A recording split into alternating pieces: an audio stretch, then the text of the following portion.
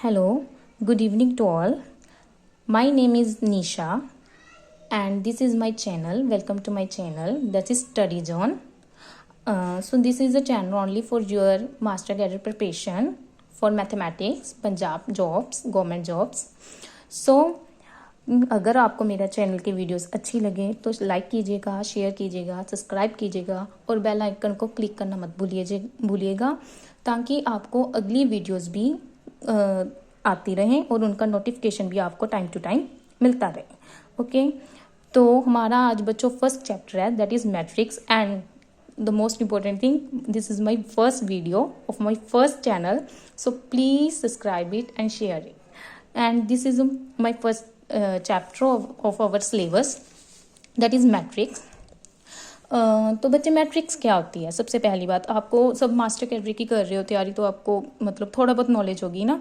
तो मैट्रिक्स क्या होती है? Matrix is the representation of the data in form of horizontal and vertical lines, that is called matrix. मतलब कि जब आप डाटा को हॉरिजॉन्टली और वर्टिकली रिप्रेजेंट करते हो ना तो उसको मैट्रिक्स बोलते हैं. जैसे कि मैंने लिखा 2 4 5 1 3 4, तो इट मीन्स अगर हम ऐसे हॉरिजॉन्टली देखें ना तो किसी भी डाटा को जब हम एक हॉरिजॉन्टली और एक वर्टिकली लाइनों में उसको मतलब एक वर्टिकल लाइन रिप्रेजेंट कर जाते हैं ना तो उसको मैट्रिक्स बोल देते हैं. हॉरिजॉन्टली देखे तो इसको रो बोलते हैं और इसको वर्टिकल देखे तो इसको कॉलम बोलते हैं. और इसको रिप्रेजेंट करते हैं m into n. m means number of रोज. कितनी रोज है? नंबर ऑफ रोज कितनी है हमारे पास? दैट इज 1 हॉरिजॉन्टली देखेंगे हम और 2. सो हमारे पास नंबर ऑफ रोज कितनी है बच्चे? That is 2. और अगर हम n देखें तो that is 1 2 and 3. So this is called column. Number of column कितने हैं? 3. तो हमारे यहाँ 3 आ गए. तो m means 2 number of rose and n means 3 number of column. I hope आपको क्लियर हो गया होगा. So it is also called, हम इसको ऐसे भी रिप्रेजेंट कर सकते हैं A11, A12, A13, A21, A22, A23. Okay, तो अगर आप देखें तो A11 Aij के इक्वल है ना. तो इसका मतलब क्या हुआ कि Gi का मतलब क्या है कि एलिमेंट रो का कौन सी रो है? ये फर्स्ट रो है. तो इसका हमेशा जो फर्स्ट एलिमेंट है वो हमेशा रो को रिप्रेजेंट करेगा. मतलब फर्स्ट रो है तो यहाँ पे 1 1 और 1 ही आएगा. सेकंड रो है तो यहाँ पे 2 2 और 2 ही आएगा. क्लियर? और इसका जो सेकंड एलिमेंट है ये कॉलम को रिप्रेजेंट करेगा हमेशा. जैसे कि फर्स्ट कॉलम है तो यहाँ पे 1 और 1, सेकंड कॉलम है सेकंड और सेकंड, थर्ड कॉलम है तो 3 और 3. आई होप क्लियर हो गया होगा. ठीक है, तो इट मीन्स फर्स्ट हमेशा रो को रिप्रेजेंट करेगा और सेकंड हमेशा मैट्रिक्स के एलिमेंट्स का जो फर्स्ट एलिमेंट है ये हमेशा रो को रिप्रेजेंट करेगा और जो सेकंड है वो हमेशा कॉलम को रिप्रेजेंट करेगा. आई होप आपको क्लियर हो गया होगा. अगर आपको कोई डाउट हो तो आप नीचे कमेंट सेक्शन में लिखकर अपना छोड़ देना, तो हम देख के आपको वो क्लियर कर देंगे. ओके, तो नाउ अब ये तो था थोड़ा बेसिक था कि मैट्रिक्स क्या होती है. और अब हम थोड़ा हमारा सिलेबस के अकॉर्डिंग चलते हैं. तो इसको अगर हम देखें AB not equal to BA, मतलब AB BA के इक्वल नहीं होता. ठीक है, और अगर हमने कोई आइडेंटिटी प्रूफ करनी है, कोई भी आइडेंटिटी प्रूफ करनी है, जैसे हमने प्रूफ करना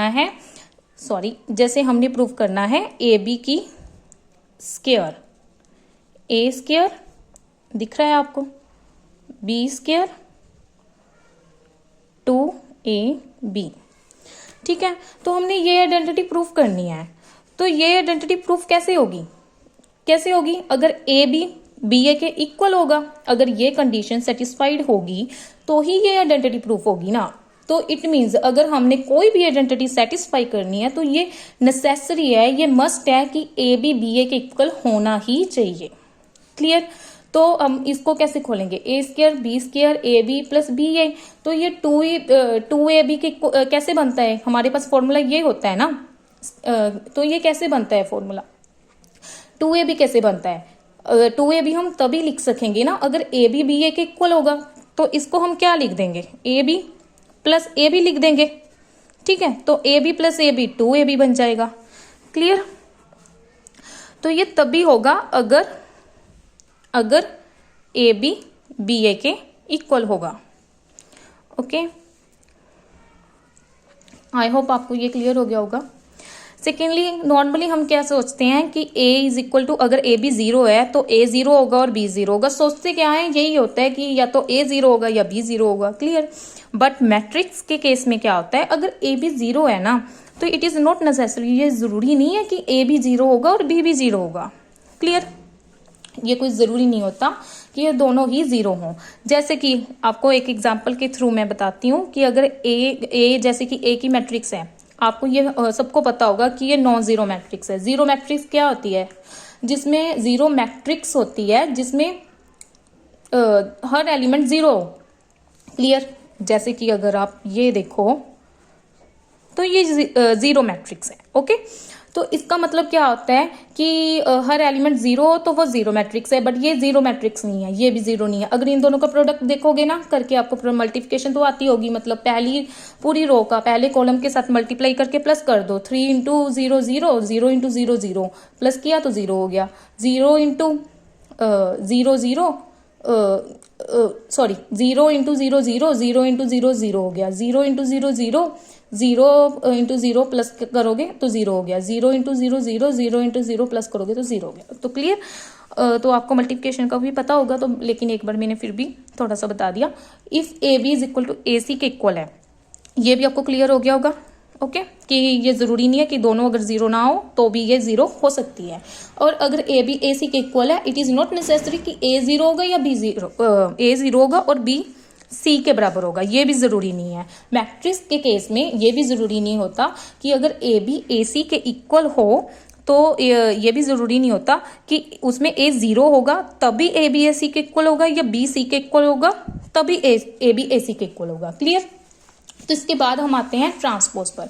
ट्रांसपोज का भी आपको पता ही होगा। ट्रांसपोज क्या होता है, थोड़ा सा ट्रांसपोज होता है कि interchange of row of column. ठीक है, कोई भी एक मैट्रिक्स ले लो, आप कोई भी ले लो एक मैट्रिक्स, जो भी आपको पसंद हो। ठीक है, तो उसमें आप देखोगे कि इसका ट्रांसपोज क्या होगा। ट्रांसपोज क्या होगा, जो इसकी रो है उसको कॉलम में बदल दो। जैसे कि इसकी रो है ना, इसको कॉलम में बदल दो। देखोगे आप 3 4 1 इसमें रो थी तो मैंने इसको कॉलम में बदल दिया, और 2 6 7 इसकी रो थी तो मैंने इसको कॉलम में बदल दिया। तो ये इसका ट्रांसपोज हो गया। मतलब 2 इंटू 3 थी ना, तो 3 इंटू 2 होगी, मतलब m into n into m हो गया। मतलब ये आपस में एक्सचेंज हो जाते हैं। क्लियर। और इसको जो ट्रांसपोज होता है ना, इसको आप लिखते कैसे हो, इसको a है ना, जो a है ना, इसको आप ए टी लिखते हो या फिर ए डैश लिखते हो। तो इस ऐसे आप ट्रांसपोज को डोनेट करते हो। जो ट्रांसपोज होता है, मैं टी से डोनेट कर रही हूँ, जो ट्रांसपोज होता है इसको ऐसे डोनेट करते हो। क्लियर।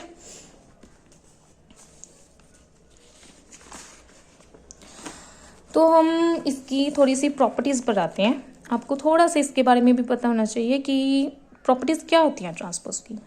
अगर हम देखें, ए ट्रांसपोज ए के बराबर होता है, ये कुछ प्रॉपर्टीज हैं। अगर आप कोई भी एक मैट्रिक्स ले लो, उसको प्रूव करके देखोगे तो आपको मिल ही जाएगा ये। मतलब अगर हम मान लो, अगर हम यही मैट्रिक्स लेते हैं, ठीक है, यही ले रही हूं मैं, और इसका मैंने ट्रांसपोज किया, तो इसका ट्रांसपोज किया तो मैंने क्या निकाला, ये आया। ओके, और इसका अगेन ट्रांसपोज कर दो आप, तो मैंने क्या बोला था, रो को कॉलम में चेंज कर दो। ठीक है, रो को कॉलम में चेंज कर दो। ठीक है, रो को कॉलम में चेंज कर दो, तो सेम वही मैट्रिक्स बन गई जो आपने पहले निकाली थी। तो इसका मतलब ए ट्रांसपोज का ट्रांसपोज ए के इक्वल ही होता है। तो हमारी जो फर्स्ट कंडीशन है वो ट्रू है। क्लियर। सिमिलरली अगर आप ये भी देखोगे, ए ले लो, कोई मैट्रिक्स बी और ले लो, कुछ भी ले लो, मैट्रिक्स बी ले लो आप, 2 5 7 ले लेते हैं हम, 1 2 3 ले लेते हैं। हमने तो सिर्फ समझना ही है ना कि आप कोई भी मैट्रिक्स ले लो, इन दोनों का प्लस करोगे तो उसका ट्रांसपोज करोगे तो ये निकल जाएगा। आप ये खुद भी सॉल्व कर सकते हो, कोई ऐसी प्रॉब्लम नहीं है। और अगर आप ये लेते हो, मैं थर्ड केस आपको थोड़ा सा बता देती हूँ। अगर आप थर्ड केस लेते हो, जैसे कि के ए का के ए के डैश, ये हमने प्रूफ करना है ना। तो इसको प्रूफ करना है तो कैसे करोगे?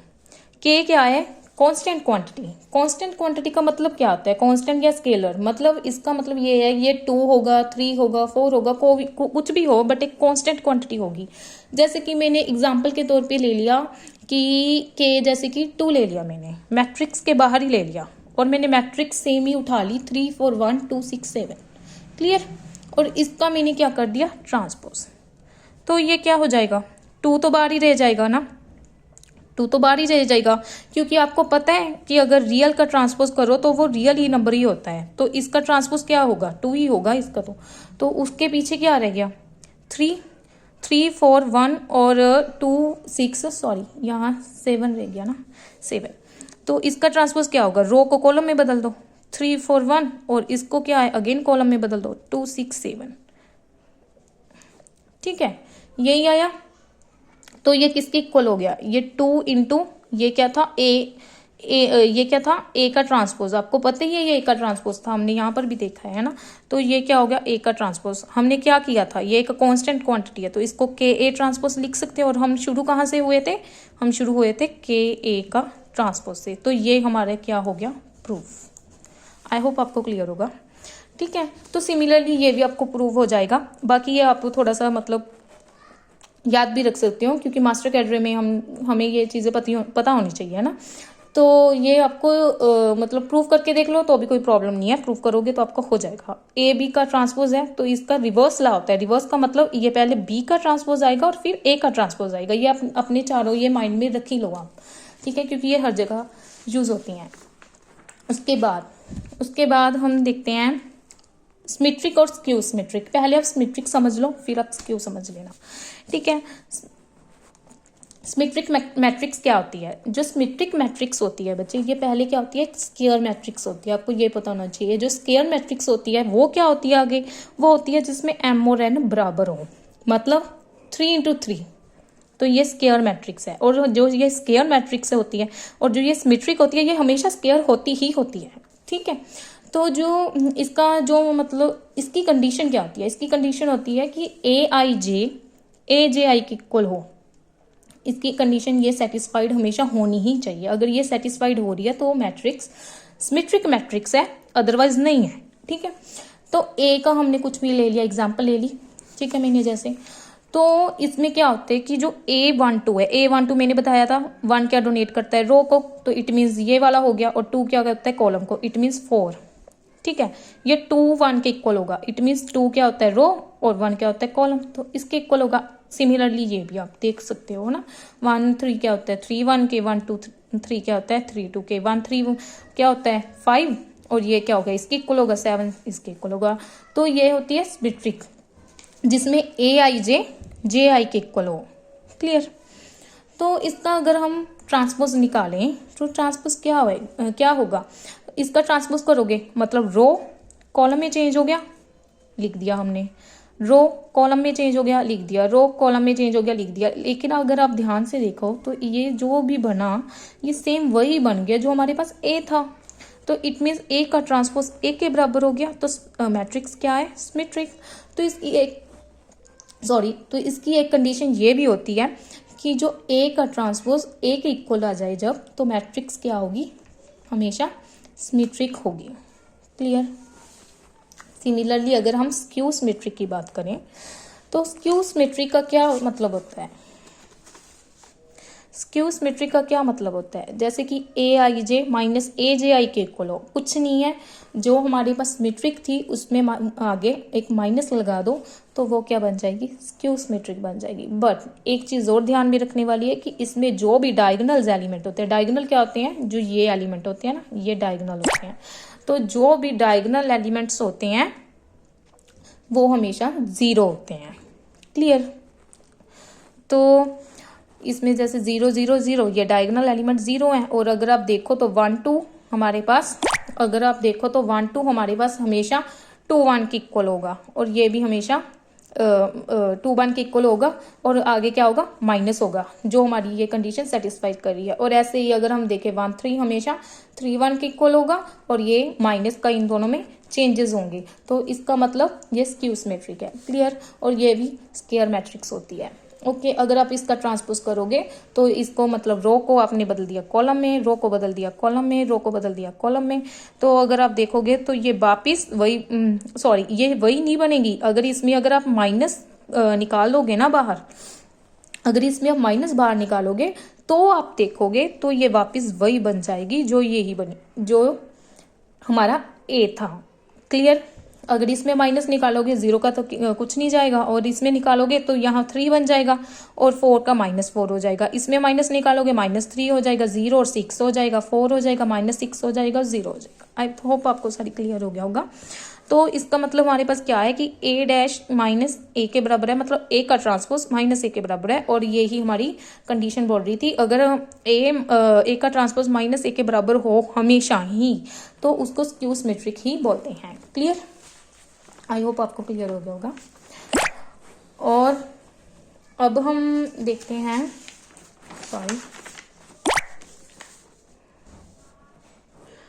Determinant of skew symmetric matrix. Determinant क्या होता है, अगर हम देखें तो डिटर्मिनेंट होता है skew symmetric matrix of odd order will equal to 0। Okay तो इसका मतलब जो हमारा डिटर्मिनेंट होता है स्क्यू सिमेट्रिक मैट्रिक्स का, वो हमेशा ही ओड नंबर का, ये ध्यान में रखना है कि नंबर हमेशा ओड होना चाहिए। ओड ऑर्डर्स वाले नंबर्स का जो स्क्यू सिमेट्रिक मैट्रिक्स हो उसका डिटर्मिनेंट हमेशा 0 होता है, और जो डिटर्मिनेंट होता है skew symmetric of even order का वो हमेशा परफेक्ट स्क्वायर होगा। ये आप याद रख लो कि इसका तो हमेशा 0 होगा और इसका हमेशा स्क्वायर होगा। और a प्लस ए का ट्रांसपोज हमेशा सिमेट्रिक होता है, a माइनस ए का ट्रांसपोज स्क्यू सिमेट्रिक होता है, a का ट्रांसपोज मल्टीप्लाई में करोगे आप वो हमेशा सिमेट्रिक होता है। क्लियर। अगर a क्या है, सिमेट्रिक है। ठीक है, a is a symmetric, so a की हमेशा जो n होती है वो हमेशा क्या होगी, सिमेट्रिक ही होगी। ठीक है, ये भी हमारे एक पास एक प्रॉपर्टी है, क्योंकि जो इसका पावर होगी ना ये हमेशा मतलब जो भी पावर हो इसकी, बट ये जो भी पावर हो इसकी, अगर उसको आप सोल्व करके देखोगे तो वो भी हमेशा सिमेट्रिक ही आएगी। जैसे कि अगर आपके पास a सिमेट्रिक है, पहले दिया हुआ है, हमें गिवन है ये। ओके जो a अगर स्क्यू सिमेट्रिक है अगर, तो इसकी n हमेशा a की पावर n हमेशा सिमेट्रिक आएगी। अगर n क्या है, इवन। अगर हमारे पास n ओड है, ठीक है, तो वो स्क्यू सिमेट्रिक बन जाएगा, उसके आगे एक माइनस का साइन आ जाएगा, तो वो हमेशा माइनस वाली कंडीशन को सेटिस्फाइड करेगा। ओके तो हम पढ़ते हैं बच्चे, a and b is symmetric. मैंने आपको पहले ही बताया था कि a और b क्या होती है, अगर दिया हुआ है a और b, सॉरी अगर a और b अगर आपको सिमेट्रिक दिया हुआ है तो आप ab plus B A is symmetric, ये हमेशा होगा ही होगा, और ये हम प्रूफ कर सकते हैं। और a b minus B A is skew symmetric, ये भी होगा, ये भी हम प्रूफ कर सकते हैं। एक मैं आपको करवा देती हूँ, एक आप खुद ट्राई करना। ये है कि अगर आप खुद ट्राई करोगे ना, सॉरी अगर आप खुद से ट्राई करोगे ना एक, तो आपका एक फ्लो बना रहेगा, और अगर आप खुद से ट्राई करोगे तो आपको पता भी लगेगा कि आपको कितना समझ आया और कितना नहीं आया, है ना। तो मेरा मानना ये है कि अगर मैं आपको एक एग्जांपल मतलब एक प्रॉपर्टी करवा दूं तो उसके सिमिलर वाली प्रॉपर्टी आप खुद ट्राई करके देखा करो। अगर आपको नहीं क्लियर हुआ तो आप अगले दिन कमेंट्स में पूछ सकते हैं, या हमारा व्हाट्सएप पे जो ग्रुप है उस पर आप मैसेज कर सकते हैं। ओके तो ये भी हमारी एक प्रॉपर्टी होती है कि a 1/2 a plus a transpose plus 1/2 a minus a transpose के इक्वल होता है। क्लियर। तो हम इसको अब प्रूफ करेंगे कि ये एक्चुअल में होता क्या है। ठीक है, सॉरी ए बी सिमेट्रिक है, ठीक है, ये हमको दिया हुआ था, हमने पहले पढ़ा है कि ए बी अगर हमको सिमेट्रिक दिया हो तो हमने प्रूफ करना है कि ए बी माइनस बी ये स्क्यू सिमेट्रिक है। मैं आपको स्क्यू सिमेट्रिक ही करवा रही हूँ क्योंकि ये आपको इसमें प्रॉब्लम हो सकती है थोड़ी बहुत, अगर लेकिन सिमेट्रिक तो बहुत ईजी है, उसमें आपको कोई प्रॉब्लम नहीं आएगी, इसलिए वो मैंने आपके लिए छोड़ दी, आप वो कर सकते हो। ठीक है, ए बी आपके पास सिमेट्रिक है तो आपके पास गिवन है ये कंडीशन कि ए का जो ट्रांसपोज है वो ए के बराबर होगा, बी का ट्रांसपोज बी के बराबर होगा। ओके तो A B minus B A is skew symmetric, हमने ये तो प्रूफ करना है। तो इसको कैसे प्रूफ करेंगे, तो हमने एक्चुअल में प्रूफ क्या करना है, हमने एक्चुअल में प्रूफ करना है कि हमने एक्चुअल में प्रूफ ही यही करना है कि जो a B minus B a का जो ट्रांसपोज है ना वो minus A B minus B a के इक्वल होवे, हमें प्रूव ही यही करना है।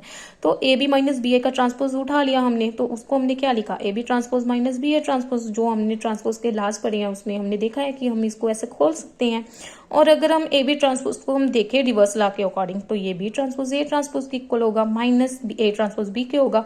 अगर आप इसको देखें तो बी ट्रांसपोज हम हमारे पास सिमेट्रिक दिया हुआ है ना, ऊपर हमारे पास दिया हुआ है बी ट्रांसपोज बी के बराबर है तो इसको बी लिख दिया, ए ट्रांसपोज ए के बराबर है तो इसको ए लिख दिया। सिमिलरली इसको भी ऐसे ही लिख दिया हमने। तो हमने देखा कि B A minus A B है, और अगर इसमें हम माइनस कॉमन निकाल लें तो ये minus B a plus a b हो जाएगा, और इसको अगर आप देखो तो ये minus A B minus B a हो जाएगा। और अगर देखो तो ये क्या हो गया, ए डैश माइनस ए वाली कंडीशन बन गई जो हमारी स्क्यू सिमेट्री की कंडीशन थी। सॉरी, जो हमारी स्क्यू सिमेट्री की कंडीशन थी, तो ये हमारा स्क्यू सिमेट्रिक प्रूव हो गया। क्लियर। सिमिलरली आपको मैं ये वाली भी प्रॉपर्टी करवा रही हूँ। और ये हमने पीछे पढ़ा था कि 1/2 a plus a transpose plus 1/2 a minus a transpose के इक्वल होता है। तो ए हमारे पास स्क्वायर मैट्रिक्स है, ठीक है। तो इसको हमने 2 में डिवाइड कर लिया, एक को पी मान लो, एक पार्ट को क्यों मान लो। अगर आप पी को देखते हो तो ये 1/2 ए प्लस ए डैश के इक्वल है, ठीक है। अब इसका ट्रांसपोज निकालोगे तो क्या होगा, इसका ट्रांसपोज निकालोगे तो ये अंदर चला जाएगा, ए का ट्रांसपोज हो जाएगा, और ए का ट्रांसपोज क्या होगा, वो ए ही होगा, ठीक है ना। किसी चीज का, किसी एलिमेंट्स का अगर ट्रांसपोज करते हो तो वापस वो वही आ जाता है, ठीक है। तो ये क्या हो गया, तो इसका ट्रांसपोज इसके बराबर ही आ गया ना, तो ये हमारी सिमेट्री की कंडीशन हो गई। सिमिलरली अगर आप क्यू देखोगे तो इसका ट्रांसपोज निकालोगे तो ये माइनस के इक्वल आ जाएगा, क्योंकि हमारे पास यहाँ पे ए ट्रांसपोज माइनस ए आया है ना। तो ऊपर क्या है बच्चे, ए माइनस ए ट्रांसपोज है, तो इसको सेम बनाने के लिए हमें माइनस कॉमन निकालना पड़ेगा ना। तो ये स्क्यू सिमेट्री की कंडीशन होगी। तो हमने फाइंड क्या किया, हमने फाइंड किया कि जो ए होता है वो सिमेट्री प्लस स्क्यू सिमेट्री के प्लस के बराबर होता है, मतलब इन दोनों से मिलकर बना होता है, और ये क्या होती है, एक स्क्वायर मैट्रिक्स है, ठीक है। तो हम आगे आ जाते हैं ट्रेसेस ऑफ मैट्रिक्स। ट्रेसेस क्या होते हैं मैट्रिक्स के, ठीक है। तो sum of the diagonal elements of square of the matrix, मतलब जो मैट्रिक्स है पहली बात वो स्क्वायर होनी चाहिए।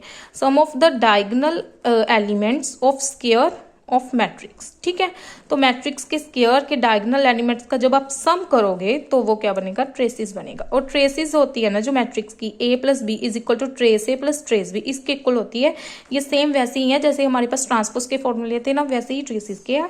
तो trace a b trace b a के होते हैं, ये रिवर्स का आ गया, ओके। तो ट्रेस का जो ट्रांसपोज होता है, ए का ट्रांसपोज वो ट्रेस ए के बराबर होते हैं। ये आप थोड़ा सा मतलब लर्न करके ही रख लो तो आपको ये ज़्यादा ठीक रहेगा। और ए बी सिमेट्रिक है, देन ए बी अगर आपको प्रूफ करने की ज़रूरत होगी तो हम प्रूफ भी करवा देंगे, वैसे कोई ज़रूरत नहीं है, इसलिए मैंने यहाँ पे प्रूफ नहीं किया, ओके। तो बाकी मुझे ये था कि आपको इतना तो थोड़ा सा पता होगा ना, तो इसलिए मैंने यहाँ पे प्रूफ नहीं किया। लेकिन आप अगर चाहो तो हम प्रूफ करवा देंगे, कोई प्रॉब्लम नहीं है, क्योंकि हमें ये है कि हम 0 से चलें तो बेटर है, और बेसिक हमारा क्लियर होना चाहिए। A B symmetric, then A B symmetric, ठीक है। तो मतलब ए और बी अगर सिमेट्रिक है तो ए बी सिमेट्रिक है, ये हमने प्रूफ करना है। और ये भी देखो, ये हमने कब प्रूफ करना है, इस इफ का मतलब होता है कि अगर आप इसको गिवन लोगे तो इसको प्रूफ करना है, इसको गिवन लोगे तो इसको प्रूफ करना है, ओके। तो मैं एक को गिवन लेके आपको कर रही हूँ, आप रिवर्स अगर करना चाहो तो आप कर सकते हो। जैसे कि ए बी सिमेट्रिक को मैंने ले लिया कि ये हमें गिवन है कि ए बी सिमेट्रिक है, तो इसका मतलब अब मेरे पास क्या हुआ कि ए बी का जो ट्रांसपोज है वो ए बी के इक्वल है, क्लियर। तो मैंने क्या लिया, ये भी मेरे को सिमेट्रिक दिया हुआ है कि ए और बी दोनों सिमेट्रिक हैं, तो ए का ट्रांसपोज ए के बराबर भी होगा, बी का ट्रांसपोज बी के बराबर भी होगा। अगर हम दोनों का ट्रांसपोज लें तो वो ए बी के बराबर होगा, ठीक है। ये भी मैंने गिवन में ले लिया, ठीक है। तो यही मुझे गिवन है। तो अगर हम इस लेफ्ट वाली साइड अगर आप सॉल्व करें तो ये रिवर्स ला लगाओ, यहाँ पे रिवर्स ला लगाओगे तो बी का ट्रांसपोज ए का ट्रांसपोज तो ए बी के इक्वल आ गया, लेकिन बी का ट्रांसपोज तो बी के इक्वल है, ए का ट्रांसपोज ए के इक्वल है, हमें ऊपर दिया हुआ है। तो इट मीन्स क्या हुआ कि बी ए बी के इक्वल आ गया, और हमें यही तो प्रूफ करना था, क्लियर। तो ट्रांजुगेट ऑफ मैट्रिक्स, ट्रांजुगेट क्या होता है, पहले बच्चे आपको ये बताना चाहिए कि हमारे पास इसका मतलब क्या हुआ कि ट्रांजुगेट ऑफ मैट्रिक्स। ट्रांजुगेट ऑफ मैट्रिक्स का मतलब हुआ कि मैट्रिक्स का ट्रांसपोज करना, ठीक है, ट्रांसपोज करना प्लस कंजुगेट करके, मतलब पहले हम मैट्रिक्स का कंजुगेट करेंगे, उसके बाद हम उसका ट्रांसपोज करेंगे, तो उसको हम बोलते हैं ट्रांजुगेट ऑफ मैट्रिक्स। और जो ट्रांजुगेट होती है ना, इसका जो सिंबल होता है दैट इज द थीटा। हम इसको ए की पावर थीटा, मतलब हम इसको ऐसे ही डोनेट करते हैं, जैसे हम ट्रांसपोज को करते थे ना डैश या टी से, वैसे हम इसको थीटा से डोनेट करते हैं। क्लियर। और ये क्या होता है कि ए का ट्रांसपोज का कंजुगेट या फिर ए का कंजुगेट का ट्रांसपोज, ठीक है। लेकिन हम इसको, ये किसके इक्वल होगा, ए का पहले कंजुगेट करोगे आप, फिर आप उसका ट्रांसपोज करोगे। क्लियर। जैसे कि ए, मैंने कोई भी एक मैट्रिक्स ले ली, ठीक है, मैंने आपको कोई भी मैट्रिक्स ले ली और दिखा दिया मैट्रिक्स लेके, और उसका मैंने पहले क्या कर दिया, कंजुगेट। कंजुगेट क्या होता है कि जो आइटा वाली जो टर्म होती है ना, जो कम्प्लेक्स टर्म्स होती हैं, उसके आगे वाला जो साइन है उसको चेंज कर दो। अगर प्लस है तो माइनस कर दो, माइनस है तो प्लस कर दो। तो मैंने यहाँ पे माइनस कर दिया, यहाँ पे प्लस था तो मैंने यहाँ पे भी माइनस कर दिया। यहाँ पे प्लस देखा जाए तो यहाँ पे प्लस ही है ना एक तरह का, तो मैंने यहाँ पे भी क्या कर दिया, माइनस कर दिया। और रियल नंबर वैसे ही रहेगा, रियल नंबर का कोई चेंज नहीं होगा, सिर्फ कॉम्प्लेक्स चेंज होते हैं कंजुगेट में। ओके, और वो भी कॉम्प्लेक्स में भी जो हमारे पास आइटा वाली टर्म्स होती हैं उनके आगे वाला साइन ही चेंज होता है। तो ए थीटा क्या हो गया, 3 - 4 आइटा, ठीक है। ए थीटा निकालना है ना, हमने ट्रांजुगेट निकालना है, तो ये तो हो गया था हमारा कंजुगेट। अब आप जब इसका ट्रांसपोज ले लोगे तो वो क्या बन जाएगा, ए थीटा। ओके, तो वो ए थीटा बन जाएगा। जब ट्रांसपोज क्या करोगे, जो रो है उसको कॉलम में चेंज कर दो, जो रो है उसको कॉलम में चेंज कर दो, तो ये आपका ट्रांसपोज आ गया, तो ये हमारा कंजुगेट आ गया। ठीक है, क्लियर। तो अगर आप देखो कि कोई भी जेड, कोई रियल नंबर ले लो, अगर आप उसका कंजुगेट करोगे, मैंने पहले ही बताया कि अगर आप किसी रियल नंबर का कंजुगेट करते हो तो वो वही आता है। और अगर आप किसी इमेजिनरी का मतलब होता है जैसे आइटा वाली फॉर्म, अगर आप उसका कंजुगेट करते हो तो उसके आगे माइनस का साइन आ जाता है। क्लियर। इसकी भी सेम प्रॉपर्टी है, ये सारी प्रॉपर्टी सेम चलती हैं। जैसे कि आप ट्रेसिस की ले लो, इसकी ले लो और ट्रांसपोज की ले लो, तो ये प्रॉपर्टीज ऑलमोस्ट सेम चलेगी। जैसे कि थीटा का थीटा करोगे तो ए होगा, जैसे कि आपको पता है कि अगर हम ट्रांसपोज का ट्रांसपोज करेंगे तो वो वापस ए ही आएगा, वही बात है। अगर इसका करोगे, अगर आप इसको ट्रांसपोज के साथ कंपेयर करोगे ना, तो ऑलमोस्ट ये सेम ही चल रही है। अगर आप उसको वो प्रूव करनी आ गई आपको, तो ये भी आपको आराम से आ जाएगी। तो ए का थीटा, बी की थीटा, ये तो हमारी एडिशन प्रॉपर्टी होगी, और ये हमारा रिवर्स लॉ हो गया, और ये हमारी कांस्टेंट की होगी जो मैंने आपको बताया था। लेकिन यहाँ पे एक चीज चेंज है कि वहां पे अगर कांस्टेंट था वो कांस्टेंट ही रहता था, लेकिन यहाँ पे क्या है कि अगर हमारा कांस्टेंट का कंजुगेट हो गया, यहाँ पे कांस्टेंट का हमारे यहाँ कंजुगेट हो गया, अगर वो रियल होगा तो वो वापिस के में ही आ जाएगा, अगर वो हमारे पास आइटा वाली फॉर्म होगी तो माइनस में आएगा। क्लियर।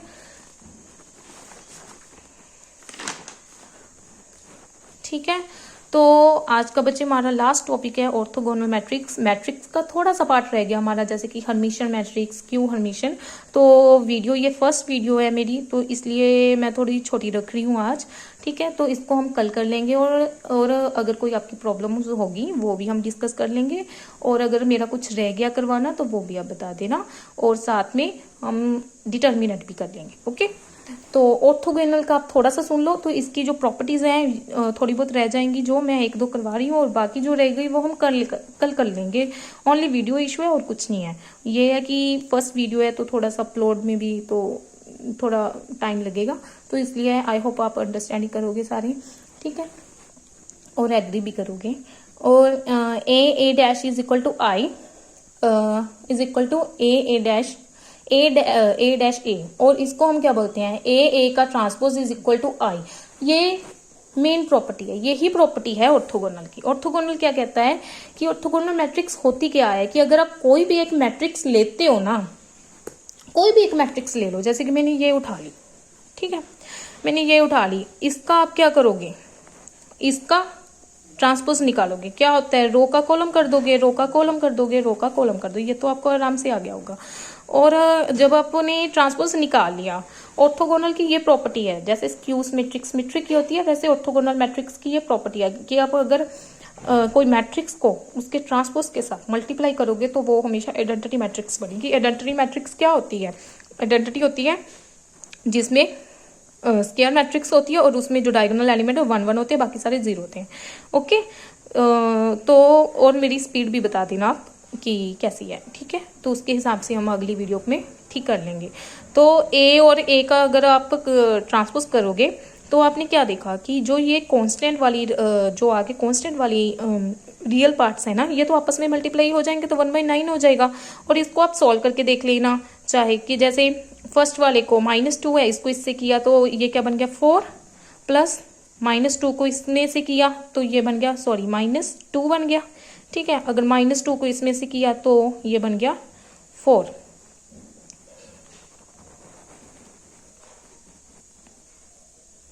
सॉरी, एक मिनट, -2 को -2 से किया दैट इज 4, और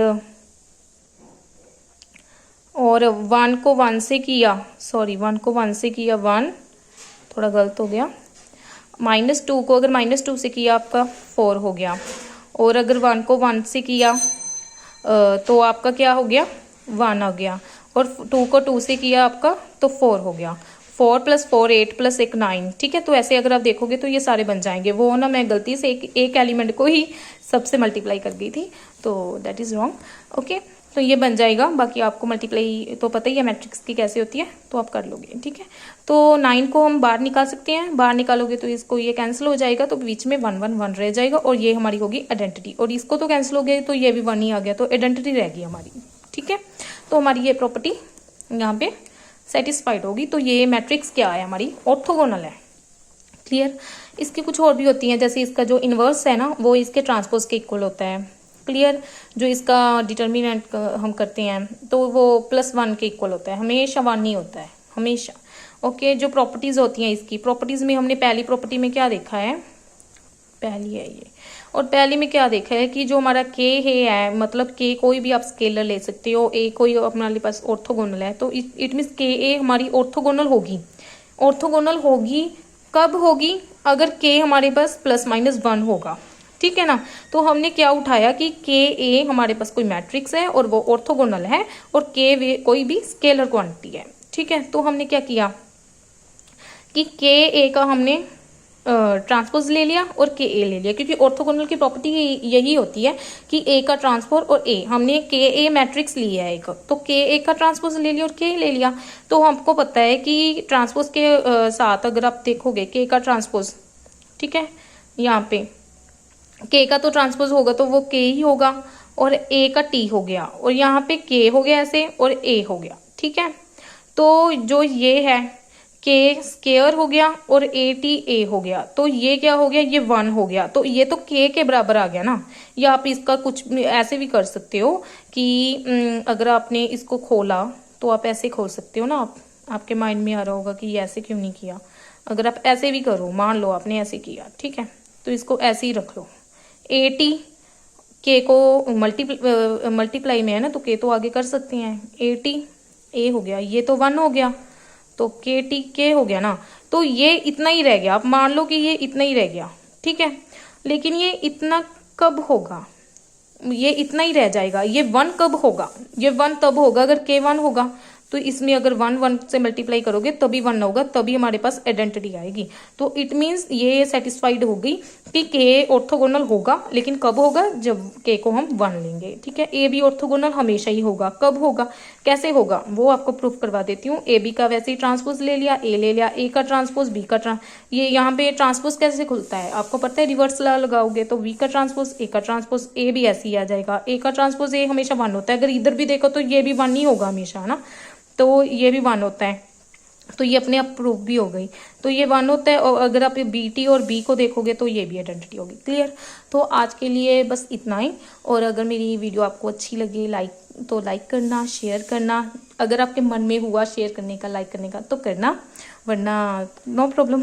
ओके, तो कल की जो इसका रह गया हम कल करेंगे। ये मेरी फर्स्ट वीडियो थी, तो कमेंट करके बताना कि कैसी बनी। ओके, तो ठीक है, ओके, गुड नाइट।